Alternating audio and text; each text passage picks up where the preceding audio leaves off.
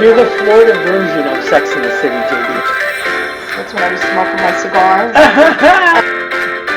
Never stop chasing your dreams. And never say never. Don't be an asshole today. Okay, so today we have with us the author of this fab book. I love it. I was looking at it online. Oh my God. Fat gay vegan. I love it. Yeah, Sean O'Callahan's joining us right now. We're gonna let him in. I am frazzled because of my. Okay, let's let I'm Sean in. feeling very well. There we go. Okay, yeah, it's usually you. It was almost me. It was almost you. Yeah. Okay, here he comes. There he is. Oh, yay. Hello, how you doing? Hey, Sean, how are you? Yeah, good, thanks. We're both a little flustered because our Wi-Fi was down just before. Oh, okay, sure. So we've rebooted. We're up. We've already flashed your fancy book here. We're super excited. Fat Gay Vegan. Eat, drink, and live like you give a shit. Oh, so we're allowed to swear, are we? Yeah, we're definitely allowed to swear. I would have loved to see your publisher's face when you gave him that title. Yeah, well, they were very amused by it, and I think they were secretly happy that it was a little bit subversive and attention grabbing. It's definitely spicy, and you've been like all over the place. But the book is not. It's not that it just came out. It's been out for a little bit, right? Oh, it's been out a long while. Yeah. I can't remember. I was just thinking before I came on. I should have done some research into myself, but you know what? When you get a bit older, your memory goes. And I can't remember when it came out. I think it was published at the beginning of 2018. I think. So quite a while then. Yeah. So things have changed, right?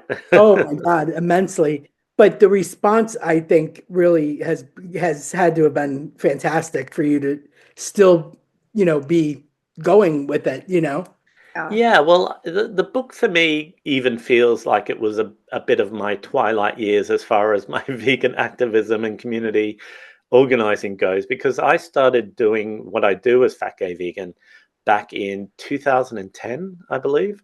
So the book really came about because of the 5 to 7 years that I had done as an activist. Right. And I was approached by a publisher who said, "Hey, we like what you do. We can see that people connect with you online. Would you write a book for us?"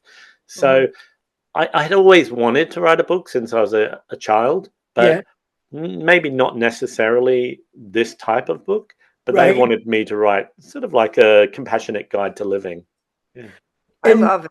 And it is. It really is. I've gotten through a little bit of it because I didn't get it soon enough. But I love your style of writing. But I think the thing that I love, my wife is vegan and I'm not. I was thinking about that when I saw Sean was coming on. Yeah, JD's always like, I don't even know how you do it. Not only is she, I mean, she's like no dairy, no meats, no gluten. That's the one. So oh wow, the gluten thing is a tough one. It's fun. Yeah, it's fantastic.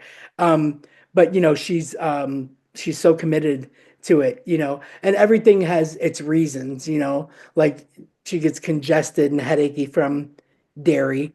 She gets migraines from gluten, and ethically, the way she is about animals, obviously the meatless.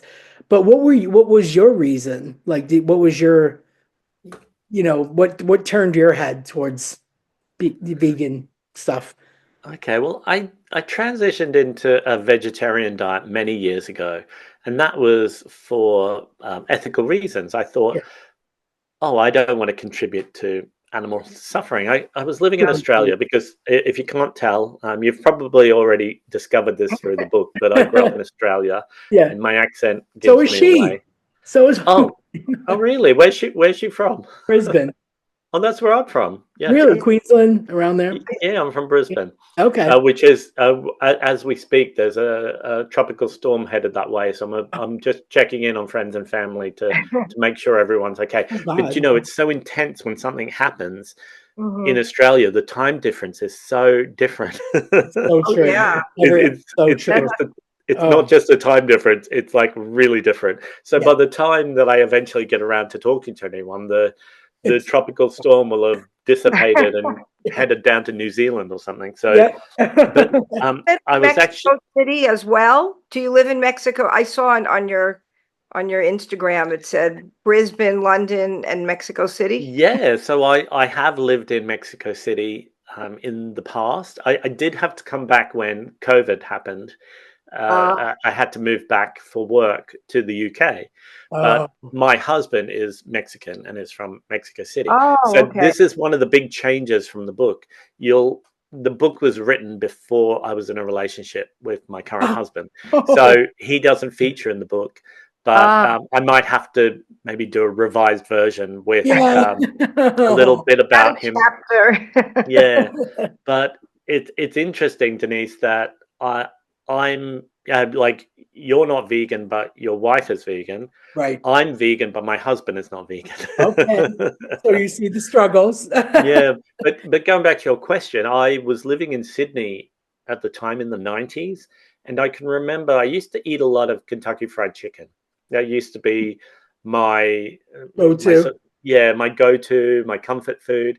And I can remember I was coming back from a shopping trip with some friends in a car, and we're on the motorway or the freeway, and it was a scorching hot day, and we were stuck in a traffic jam, and we got stuck beside like a semi trailer full of chickens, Oh no. and Oh, it boy. was I don't know what it is in Fahrenheit, but it was definitely over 100, and Oh, wow. I can remember being stuck next to these chickens, and not only was the smell disgusting, Yeah. like the sort of ammonia sort of smell, but Yeah. I started to think these chickens are not there for no reason. Like they're going somewhere to be made into food, and I just thought, oh yeah, and we had just been talking about, oh, when we get home, let's go to KFC, and I was like, actually, this. I am directly complicit in those chickens being on the back of that truck. Oh, God. Yeah. And I was like, no, I don't think that's right for me to do that. It doesn't feel right for me to be that sort of consumer that Yeah. I take products that I don't really need Right. to and contribute to the suffering. So I became vegetarian. And because this was such a long time ago, it was before we had ready access to the internet. Right. So I kind of just did it off. I'd heard people were vegetarian. I had a friend who was vegetarian. So I stopped eating meat, but I kept eating dairy. And it wasn't until I moved to the UK in 1998. And in 1998, 1999, I became more aware of expanding my compassion, so becoming a vegan through the internet. It was having ready access or easy access to the internet. Maybe it was the old AOL dial-up. Yeah. It would take an hour to download one picture if someone emailed it to you. But I started to learn about or to be exposed to information about battery hens and intensive farming and dairy, the way that cows were treated for dairy. And I was like, oh, well, this kind of something clicked in my brain. And I was like, well, if I'm a vegetarian and I don't eat meat because I care about animals and I want to improve outcomes for animals, it's a logical step for me to turn to veganism. And so I went vegan, I suppose, pretty much overnight when I had that realization. Yeah. And then it was like there was no turning back. And now I'm super vegan. Wow. That's a difficult transition to make, though, right? I mean, I tried, like when Gemma was here with Denise, your last trip, I was taking notes on all like, what do you eat? And I bought like the frozen stuff. I started with that, and I don't know. It's just tough for me. It's tough, but I have the same reasons for wanting to do it as you do, Sean. It's not even a health thing. It's more like animals, I think about. Right. Yeah, for sure. And I think for me, what it took was that I created a connection, or a connection developed between my heart and my mind. So I understood, like logistically, and like if I looked at it from a common sense point of view, I was like, well, I care about animals, and Yeah, if I do this, I'm contributing to their suffering. of And course. then and then I really believed it was the right thing to do in my heart. And so when I had that sort of clear connection, and that I knew that there were changes I could make, it was like a no-brainer for me. I was like, oh yeah, Yeah. okay, this, and then it became easy. So before that, it felt daunting, but when I Mhm. made that really clear line of thought, it didn't feel any difficult for me anymore. Kind of like any sort of social justice decision Yeah. you make in your life, Yeah. once you really Mhm. have a strong belief in that, it kind of Yeah. feels easier to toe the line, you know? Of course. Yeah. My wife was gradual, like when we first connected, she was managing a Hungry Jack's Yeah. to put her, Oh, wow. yeah, which is the equivalent of Burger King, Jay. So, Oh, is that what it is? I thought yeah, it was a breakfast place. Okay. no, no. So she, you know, was pounding burgers on the regular, while she was going to Yep. university. Um, Yeah. yeah. And then I remember even, when we started a long distance relationship, like back and forth, on the way home from the airport, we would have to stop and she would slam a Whopper, like it was just Wow. thinking, right? And then over time, I think it was the rise of Temple Grandin, when Hmm. you started watching that documentary about how intelligent pigs are. And, Yeah. then she, gave up pork. And then shortly after that, it was the rest of meat, so Yep. it was very gradual. And then I think the other things, it was like, why am I always stuffy? Why am I always congested? Why do I, no matter what country she was in, because like we're all over the place, like my parents are still in Florida in the States. Her family's still in Australia. We live here in London. So and she was like, it doesn't even matter what country. It's I'm so tired of being congested. So she started that process of elimination and landed on dairy. Dairy is what was doing it. Um, Yep. and then the gluten thing was another long drawn out process, eliminating things, because I always associate migraines with not a food allergy, like, oh, maybe your glasses aren't strong enough, or maybe it's too much screen time, Yeah. or maybe you have the wrong lighting in your office, or maybe it's fluorescence, and that kind of thing. But it definitely isn't. So Yeah, I think it's very interesting when you talk about the health aspect, because I meet a lot of people who live plant-based or vegan who have come into it from a personal health perspective. yeah, But you'll notice when you get through the book, that I don't really talk about health because I'm very mindful of unqualified people talking on subjects like right, health. right. I It's think very personal, isn't it? Yeah, and I think we have to be very careful as activists not to make claims that we don't have the credentials to back up. Exactly. And, Yeah. for me, I can talk about my ethical framework, or what I believe is the best way that we can live, or how we can be kinder to each other. I can talk about that, or I can talk about my own lived experience. But Right. I would never talk about, oh yeah, go vegan because it will cure Yeah. arthritis or Exactly. cancer, Yeah. or Yeah. Yeah. like, post nasal dripping or whatever it is, because Yeah. but there are some people that want to say that, but I Yeah. think a lot of it is very anecdotal. Mhm. But if something works for an individual, well, they know that. I mean, Yeah. Yeah. we all Right. know how we feel and what's real Yeah. for us. Yeah. Yeah. It was uh, a lot of trial and error things, Hmm. before we landed on that for her.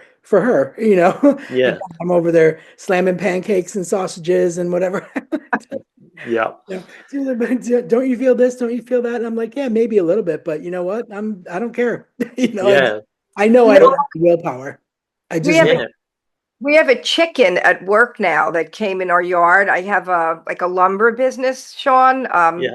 pallets. And we're in an industrial area, but every once in a while, I guess there are like wild chickens, like out in the neighborhood. And so she lives there now. We call her Henrietta. And so we made her a little place to roost, and we feed her chicken food and stuff. But I just feel bad, like you said, when you saw the chickens in the crates. I mean, she's living a nice life, free, walking around, but I can't eat chicken in front of her. Like I can't, Oh my God, Yeah. 100%. Yep. Yeah, I 100%. can't myself going that way, I just saw a meme, and it was like a cartoon, and it was a guy sitting on the porch and said, "Every time a pigeon poops on my car, I sit on my porch and eat chicken wings so he knows who's boss." It's like, oh my God, Jesus. It's Yeah. grim. It's so grim. But But I think some of the things that I've noticed in this, I don't want to use the word revolution, but as veganism and vegetarianism and all that is mhm. gaining steam, um, is there.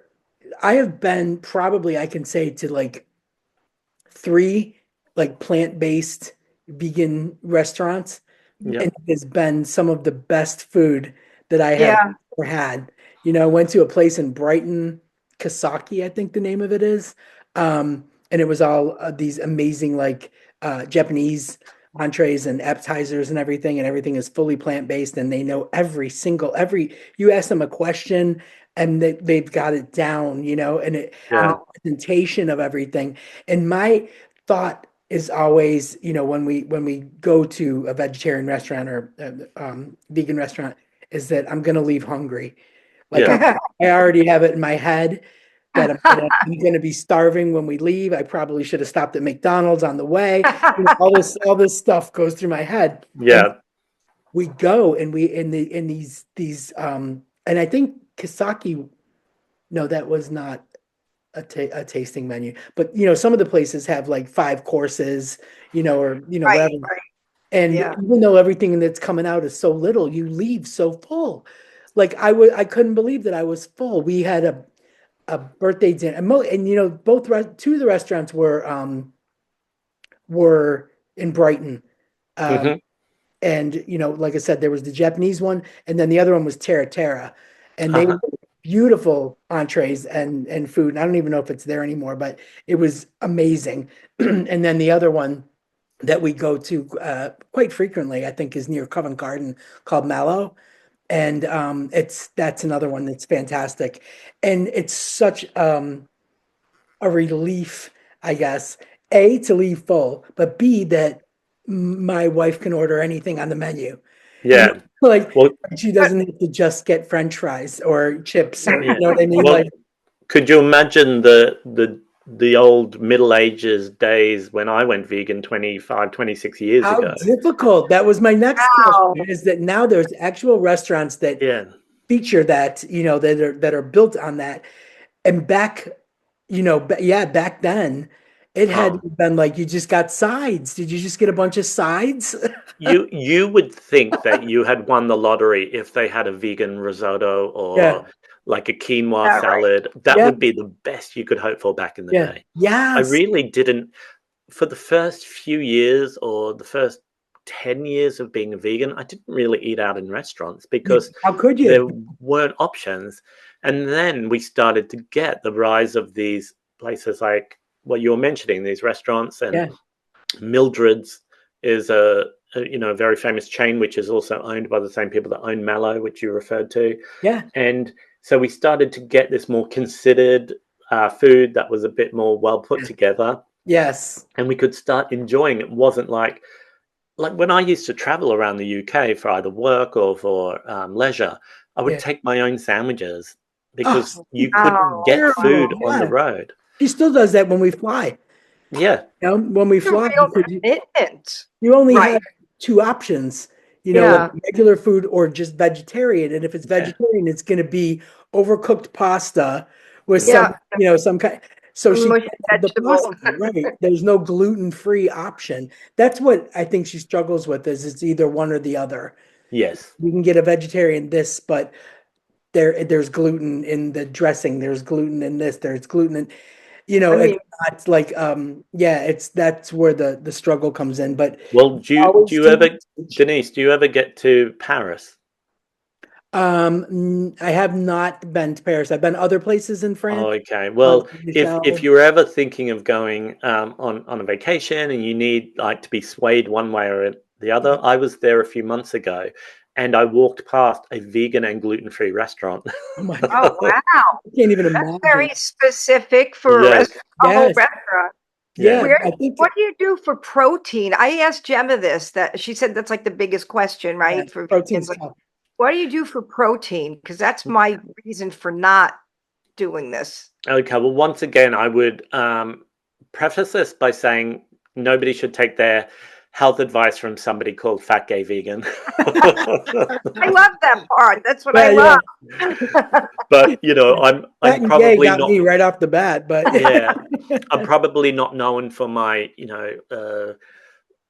my sort of intricate knowledge of personal nutrition. Like right. Yeah. I'm ethical. So I'm vegan for animal welfare. I'm not Mhm. vegan for any health concerns. But saying that, I do work for a vegan food security charity called Made in Hackney. And I've learned since I've been working there officially for a year and a half, I have been starting to learn a lot more about plant-based nutrition. And Mhm. also from dealing just with my own personal health concerns and talking to my own doctors over the last few years, because as we get older, we need to start paying more attention. You know, Wow. when you're young, you just think nothing's ever going to happen, Oh, and Right. definitely. I don't have to ever worry about if I'm getting enough protein Yeah. or am I getting enough Never. weight-bearing exercise? Are my bones turning brittle? You don't Yeah. I think didn't about even these know what things. cardio was, until I was like in my 30s. Right. Oh, and throw in everything else like I mean, for me, prostate problem, it all happens. It all Yeah, starts to go downhill. definitely. So I've started to think a bit more about having a sort of more documented or a more considered approach to how I eat. And I've also had to lose weight because recently, well, about a year ago, I was diagnosed as pre-diabetic, and I was I'm eating diabetic. I was eating way too many carbs and way too much Wow. sugar, and Sugar, starches, carbs. yeah, and because I was eating food that just tasted good to me and that I felt was what I wanted, and it was all about instant gratification. I mean, we could go into the Yeah, psychology of cravings. Yep. my compulsive eating Sure. disorder, At all. but when I talk to people who are paid to help me, they talk to me about sort of combining my food and really thinking about where I get my food from. And knowing that I was vegan, the advice that I was given was the most complete form of protein that I can get is seitan, which is a meat I was substitute gonna made ask from about that. You yeah, said seitan bacon somewhere, and I yeah, was like, I I wonder. never yeah, heard of that. Yeah. Is it yes. like a soy thing or something? No, Or it's made from vital wheat gluten flour, which is a flour that has had is all the starch taken out of it, washed out of it. But you take the flour and you mix it with water, and you can add spices and herbs and flavor it. But you knead it into a dough, and then you either bake it or you boil it. And it's actually probably thousands of years old. I think it was created possibly by Buddhist monks who wanted Yeah. to eat more mindfully or more compassionately, but they still wanted probably recognizing the need for nutrition, but also the value and of the enjoyment of eating something that you could chew, and Yeah. so right. it is a really convincing meat substitute. Hmm. Is it so it's protein? Yes. Does it have a taste to it, or is it like tofu that's kind No, of it's You kind of can like season you it. flavor it the way you want it You to can be. flavor it, right? Yeah, so I my never my heard husband makes it for me. Even though he's of not vegan, he really enjoys making rice. seitan, Oh my and God, that's fantastic. yeah, and so he uses all different things depending on I sometimes made seitan with curry powder in it to give it that sort of flavor. I use liquid smoke Punch.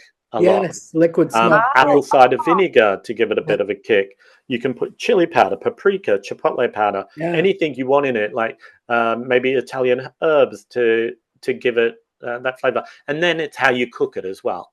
Right. So you might grind it into crumbles and then put it through a bolognese, or you might cut it into thin slices and then char it up and have it like maybe in a bake like a BLT.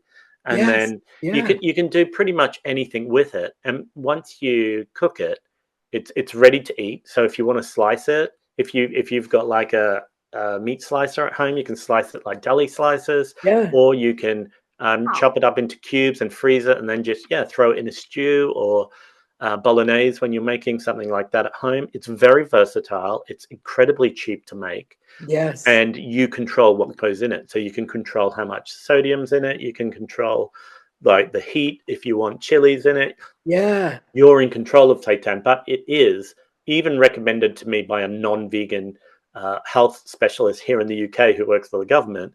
When he found out that I was vegan and that I was needing to sort of up my protein take, he said, make sure you eat a lot of seitan. Yes. So it's recognized as a very legitimate way for well, anyone, not just vegans, but anyone to get protein into their diet. Yeah. Can you buy it ready-made? I'm sorry. I was gonna ask that. It's By hard to find ready-made. Yeah, it's tough to find ready-made. Yeah. Sometimes in like health food stores, you can buy it ready-made. There is a vegan company over here called Temple of Seitan, and they are a vegan fried chicken shop, and their vegan chicken is made from seitan, and so hence the name Temple of Seitan, which is a kind of a funny play on like the devil, but it's seitan. And so, but they've started recently. They've partnered with a tofu company where they are making prepackaged seitan ready to eat, and it's in a plain flavor or it's in a pepperoni sliced flavor. And you can buy that in the supermarkets now here all around the UK and I think Ireland as well. And so it's becoming more accessible and cheaper from a retail point of view. But up until about a year and a half ago, you really had to make it yourself if you wanted to eat it regularly. But if I buy a bag of this flour for a couple of pounds, and I mean, I'd get like 2 weeks worth of seitan out of it. It's so cheap. It's really satisfying thing to make and eat. And when you're eating it, you just feel satisfied. It doesn't feel like a compromise. Definitely. Yeah. And like JD, do you remember, I don't know if it's still there, the mellow mushroom? Yes. Right? Yes. So it started being like, it was there's one in Del Rey, right? Yeah, Del Rey, yeah. So it started off like a pizza place in South Florida. But I went there and that was the first time I ever had Tempe. And it was a Tempe Philly cheesesteak. And it was out of this world. It was fantastic. Tempe like seitan? Is it like it was I think Tempe is more like a seasoned already tofu. Like that kind of base, but it was like cut into really thin strips or whatever, and it was loaded with like everything, mushrooms and peppers and onions and cheese. Yeah. Wow. I mean, I think I grew up pronouncing it tempeh, but I don't. Yeah. But it's like it's a traditional Indonesian food, and it's fermented soybeans. Yeah. So it's similar in, I suppose, its nutritional properties to tofu. Right. But I think tofu is maybe a little bit more not processed. It's still a very natural food. Yeah. But it's tofu's a lot smoother, isn't it? And it's this is very textured. With tempeh you can see the beans in it all packed together, and it's got a very nutty sort of flavor, quite subtle. But once again, it really takes on the flavor of whatever you're cooking. Whatever you're putting with it, right? Yeah, in Indonesian cuisine, they'll make a lot of curry with tempeh in it. Yeah. But you get. I've even had tempeh bacon, so you can flavor it with either soy sauce or liquid smoke, and to give it like hickory sort of flavor. Tempeh is very versatile as well.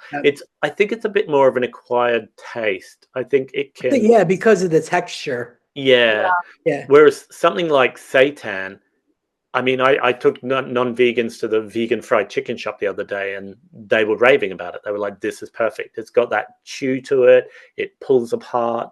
It takes on Wow. the flavor. It gives you that feeling. You know, when you bite into, apologies to any vegans listening, but when you bite into meat, there's that satisfaction element to it. Like, what's that term? Is it masticating, where you When you're chew doing it, yeah, and it gives you that mouth feel? And yeah, for me, seitan is the closest to that yeah, sensation that of meat. Yeah. yeah, I yeah. It's think I really try that. It gaining. made me hope. I may hope to do this because I do feel very strong. Not only do I feel strongly about the compassion for the animals, but I do think it's not the healthiest sometimes because of what they feed the animals in the factory Oh, the farming. processes are awful. Yeah. Awful they treat them. Yeah. Yeah. Does your Oh, sorry. uh, I'm sorry. I No, was you go, wondering, JD. does your husband like is it like, do you eat the same thing? Is he cool with that? Does he cook a separate meal for himself? Like, how does that work? Yeah, mostly it's we eat vegan. Well, I mean, I eat vegan all the time, but Mhm. mostly it's in our house. It's vegan meals. Like I said, he really prides himself on his seitan being the best seitan that we've had in the house. And Man, you lucked out. You lucked yeah, out. yeah. I Well, Yeah, couldn't also even attempt it. I couldn't even attempt it. yeah, well, also because he is Mexican and he grew up cooking for his family, he yeah, has veganized a lot of his family's recipes or food that he was used to growing Oh, up that's cooking. cool. So Yeah. we wow, eat a lot of really great vegan Mexican food as well. And I know that, I mean, everybody's on their own journey when it comes to food. And Yeah. I think that, you know, I don't know, or I don't even find myself thinking about whether ever he'll be vegan or not, but it doesn't feel like a compromise. Like in our house, we eat really well. You know what I mean? Yeah. Yeah. We're not fighting about, oh, this isn't good enough. Right. yeah. And there is non-vegan food in the world if he wants it. Like, and that's not my business. That's his journey. Yeah. That's exactly how my wife and I live. Like I, fill out the grocery thing, on the app or whatever, and then I hand her the phone and she gets the things that she wants. Yeah, And a lot of times, like I'll make the base for something. Like hmm the other night I made like a big pot of rice and I marinated her tofu and I cut up a bunch of aubergine, eggplant for you, JD, You would and have that. put that in the oven and just bake the shit out of it. And I had a packet of miso, and I yeah, put that over the eggplant and just took out the tofu, dumped it all on top of the rice, and I was like, "Oh my god, I cooked vegan!" Like I was yeah, so like, Sounds really healthy too. yeah, I guess Healthy and it good. is. But the like my thing is that like I want it to be satisfying. And Mhm. I always associate like a bunch of vegetables to me isn't going to be satisfying. Yeah, You know, yeah. yeah. Well, then that's I think, oh why. my God, over here, like a baked potato is a meal. Yeah, Yeah. Oh, know, yeah, for sure. But right? this is why I think, you know, when we approach veganism, especially for me as a vegan activist or a community organizer, I really approach it from a celebratory point of view. Like I don't like to make people feel shame around their choices. Sure. Yeah. Yeah. And you know, for me, it's really about, like, I create social events. I still run social events. 15 years later, I run monthly social events for vegans and their friends. I used to Yeah. run a vegan farmers market. I used to run a vegan beer festival. And to me, I Wow. want people to be able to access this world and not feel like it's a compromise or that they're missing out. Or that it's And a challenge. yeah, right. Because Yeah. it's like, if Exactly. you can feel good in your compassionate choices, you're more likely to stick with it, right? Of course. Right. Yeah. Yeah. And for me, that's really important. And so, like, I think there's a place for all types of activism, Hmm. but for me, the activism that I've taken on, or I find works for me, is about helping people feel celebrated in their compassionate Yeah. choices, whether Yeah. that's for a day or for a lifetime. However Mhm. they do it, I want to make them feel, you know, that was a really good choice to do that. Yeah. Yeah. Oh, Yeah. definitely. And it's not like we don't have as many excuses. in these Right. whereas we did 10 years ago, we're like, oh my God, we're never going to be able to eat out, now, like, like 1 out of 4 restaurants has plant-based things, Yeah. available as opposed to 1 in 50. So, Yeah. Right. we're getting there. And now it's like when we go, even when we travel back to the States, we, usually go home for the holidays and, we go to different places. My stepdad loves to take us away for Christmas. He's like Captain Christmas. So, we'll go, Aw, right, yeah. Rick? We'll go to, Orlando and then, St. Augustine and, a couple of different places. So we're always in panic mode, like, oh my God, and my family has taken this on now. What's Gemma going to eat? Oh my God, is there something on the menu for Gemma?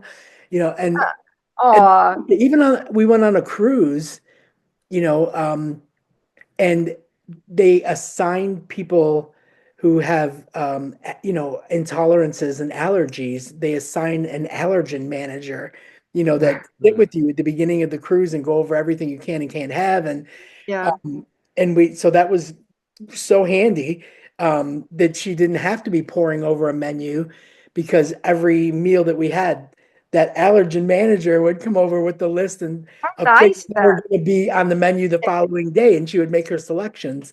So I think that places are becoming extremely aware, Mhm. of intolerances, and allergies, but also they don't.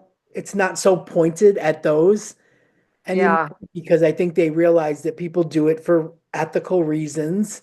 Hmm. And, here's the thing too. Like, I remember feeling so bad for her years and years ago when we would go somewhere and all they would have would be the standard black bean burger.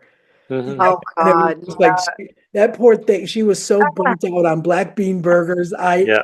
Oh Did my she God. like them? Did she Yeah. enjoy them at least? 'Cause I know Maybe some the did. first year, but Yeah.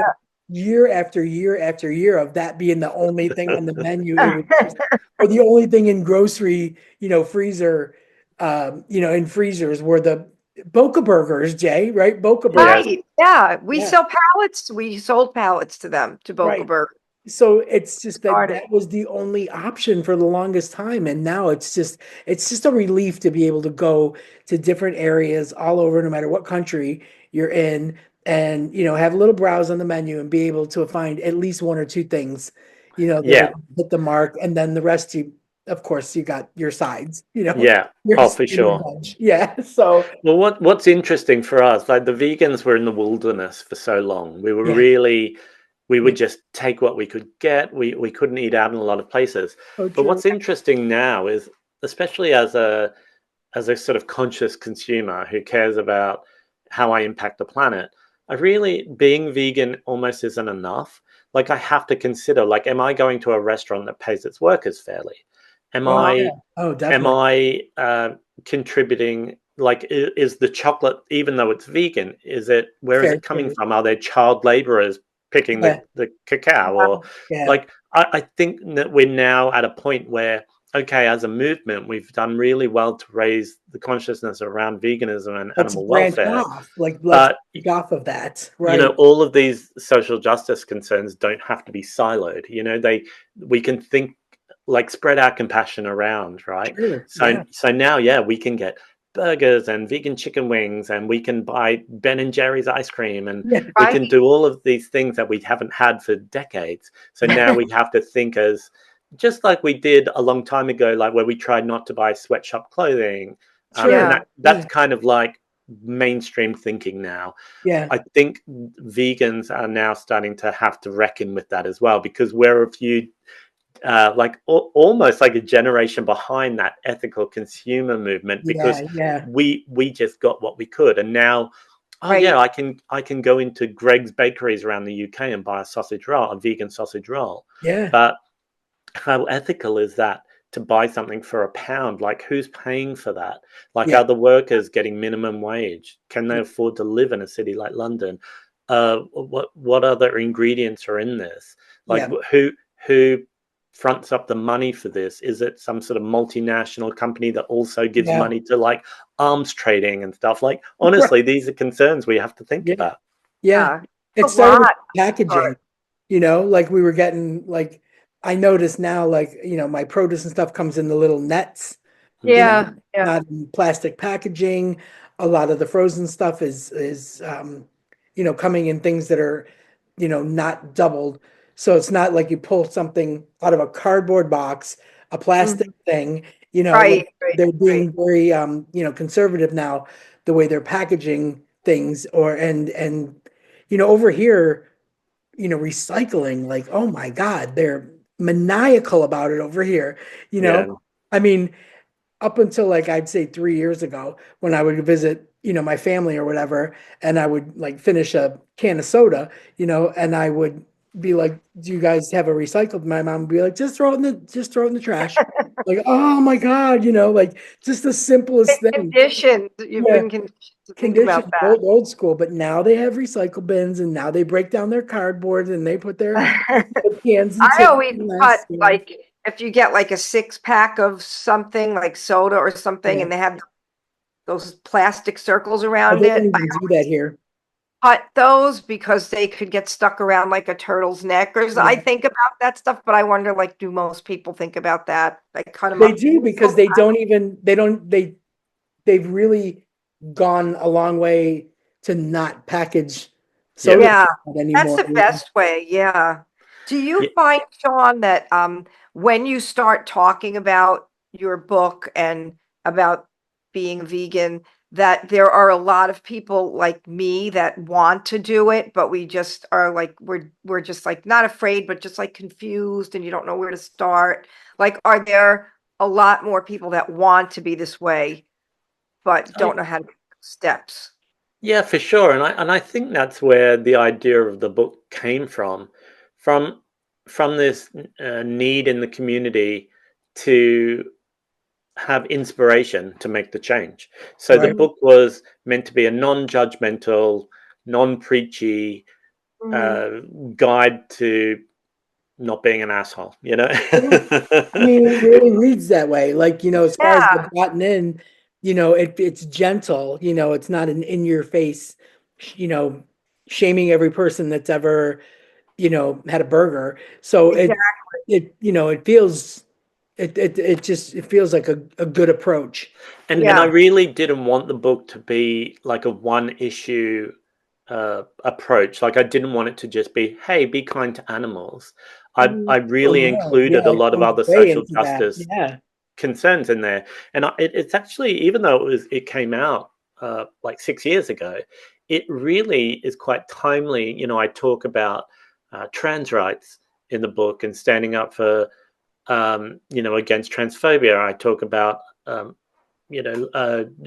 ableism and even like I think I have a bit in there about growing up, even though I grew up poor in Australia, talking about black deaths in custody in Australia. And I mean, it's quite a varied book in the social justice concerns that it talks about. But I wanted to show that if you care about animals or you care enough to start thinking about going on this journey of plant-based or veganism, you can then spread your compassion to these other areas. And weirdly, a lot of people don't think about how they're all interconnected as well. Like Yeah. a lot of the powers of oppression that create industrialized farming are the same powers of oppression that are hurting people of color or women or trans Yeah. people. They're the same forces at play. And so Yeah. when Yeah. we challenge those forces, we're actually fighting back for all of these Yeah. groups that are being marginalized and So oppressed. true. And it's so one of the reasons why I was working so hard to get you on the show, and I know you're busy, but it was mostly because of what's happening right now. In this moment where they're eliminate that's my cat, sorry. Where where they're now she's going in front of the light. Okay. Um, they're eliminating, DEI and inclusivity and Yeah. all that stuff is they're trying to associate it, with something that's bad, and it's like, oh my God, like we've worked so hard to get, to a place where it's not bad. And, look what we're going through now. It's like we're fighting something that we beat Yeah. already. And it's like, how did we get here? Well, we know how we Well, got there, but. It's Well, how old is you don't have to disclose if this is private, but how old is your wife, Denise? 40. Okay, so I'm 51 this year. When growing up in Australia, in Queensland, it was illegal to be gay up until 1991. That's why she hates going back. Oh, She'll never go back. Yeah. Right. And so when I started going out as a teenager, I had a bit of this isn't maybe for this podcast, but I had a bit of a wild teenage years, and I started clubbing when I was 14. And so it was when I was going into gay bars in Brisbane, it was against the law. You could be arrested for being gay. Yeah. And we had an extremely corrupt police system that targeted queer people and targeted black people or people of color, especially First Nations people, like Yeah. Aboriginal communities and Torres Strait Islanders. And it was a very violent and corrupt place. And obviously, as a white cis person in growing up there, even though I was marginalized for being queer, I Yeah. still had some level of privilege by I was being gonna a say white some person. privileges. Yeah. So, Yeah. so when the police got us, and they often did, they would often just humiliate us and then let us go. Right. Whereas if I had been a black teenager in the same situation, I might not still be alive. And I don't say that dramatically, but that happened to a lot of people, and it still happens to a lot of people. But you know, when we talk about what's happening in the US in particular, but it's happening all around the world. Well, we don't have to imagine what it might be like. A lot of us lived through that. Like a lot of us came out of these oppressive policies in our lifetime. I'm only 50. I mean, I'm not. When you listen to the last surviving Holocaust survivor, and you think, oh, how could anyone let that happen? It'll never happen again. Oh my God. Hello. I mean, Holocaust adjacent activities are going on all around the Oh world. my God. Yeah. But when we talk about, oh, they'll never take gay marriage away, I was like, mate, I'm 50 and it was illegal to be gay when I was a teenager. So, or we went to an exhibition at the Tate Modern today, my husband and I, and we saw an exhibition about the queer performance artist Lee Bowery, who was extremely famous in the 80s and the 90s, who eventually died, I think, in 1994 from age-related illness. But around the time that he was very sort of popular on the underground scene in the fashion world, Margaret Thatcher was in power in the UK. Oh my God. And there were really oppressive policies, including this Section 28, No Clause 28, where they were outlawing the mentioning of homosexuality and non-traditional sexualities in schools, and that teachers were threatened with being arrested for talking about it. Yeah. So these are things in our lifetimes in the 90s.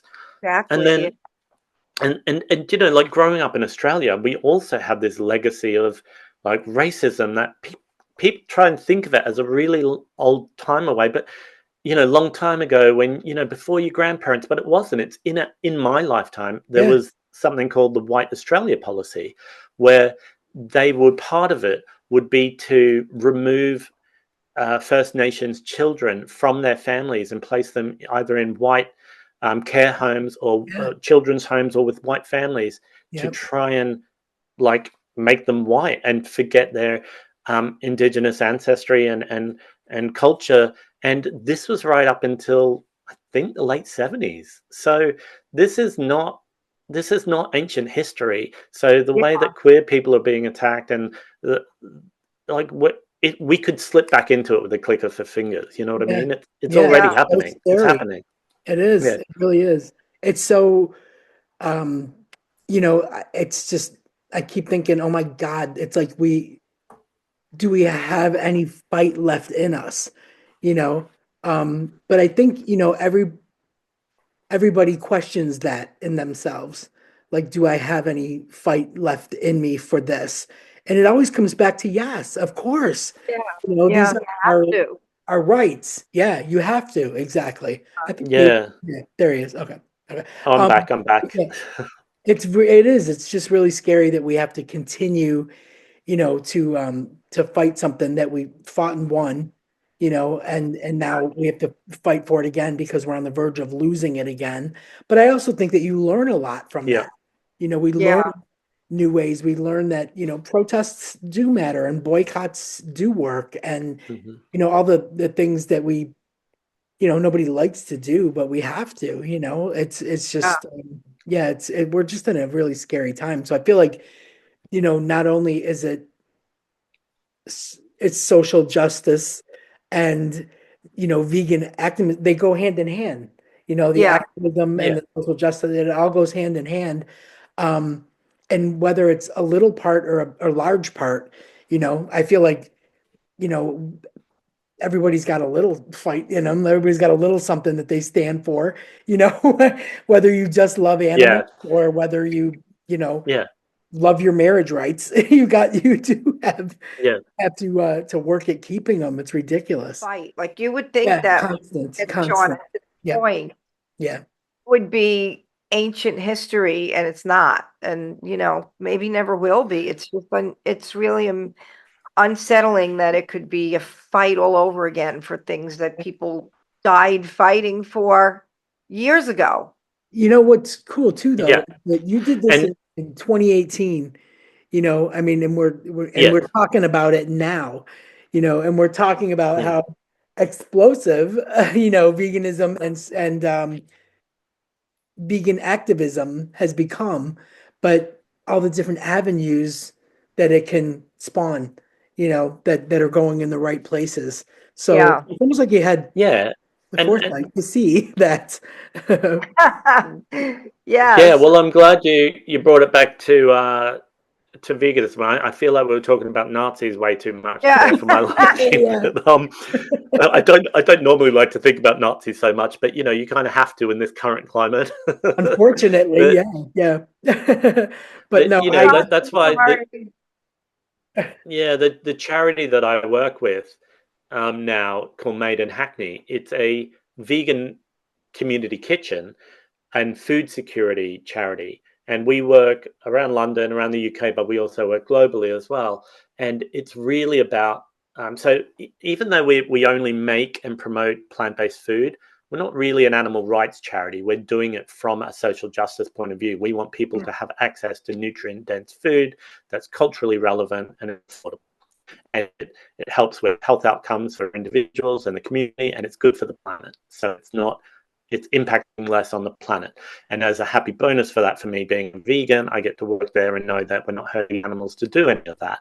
And so these sorts of activities, these sorts of communities are so crucial now going forward, because not only are we trying to save the planet from destruction, but we're fighting against capitalist forces that are making people poorer and making it harder to get access to nutritious food. So Yeah. we've got so many peoples in our cities around the world that are living like food deserts, where they don't have yeah, access to clean, fresh food that's good for them and good for their children.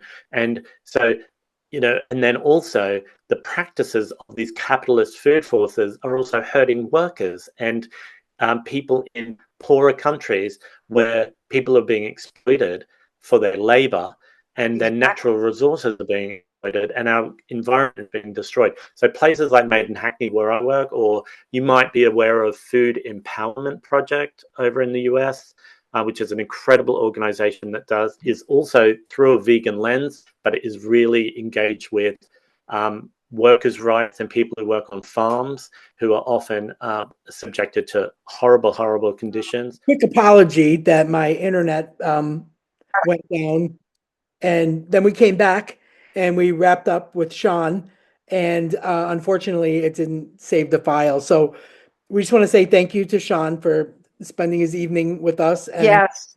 his vegan So inspiring. very inspiring. And again, if you're Yeah. interested in any of the things that he was talking about, he also works for a charity called made in hackney.org. You can go there.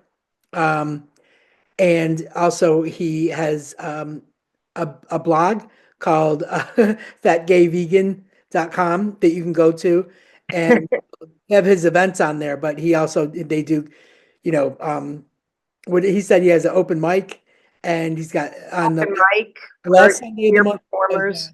open mic, and the first Wednesday of the month, or Yep. cooking classes in London. But I think that you can find all that information again at fatgayvegan.com, and madeinhackney.org is the charity.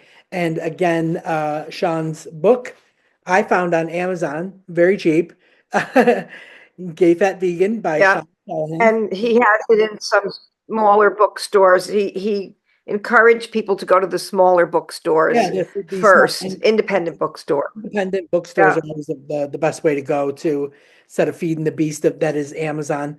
There's a lot of them. There's, especially on this in our area, there's like Gays the Word, and like he was talking about in Echo Park, and you were talking about so he was talking about a place in Echo Park, Shaver. but you were talking Yeah. where's your place? In Savannah, Georgia. It's in Savannah, Georgia, period Shavers books in downtown go historical buy a book and Savannah. buy a book Cool and pet a cat. Fantastic. But Yes, you could read the book with the cat. They sit with you. I have a feeling that if you go to fatgayvegan.com, that you can probably even buy the book through the website. So I would imagine. So Yeah, for thank you, Sean, for spending your time with us. Yes. And we're sorry about that snap off. That was terrible. Yeah, So technical difficulty.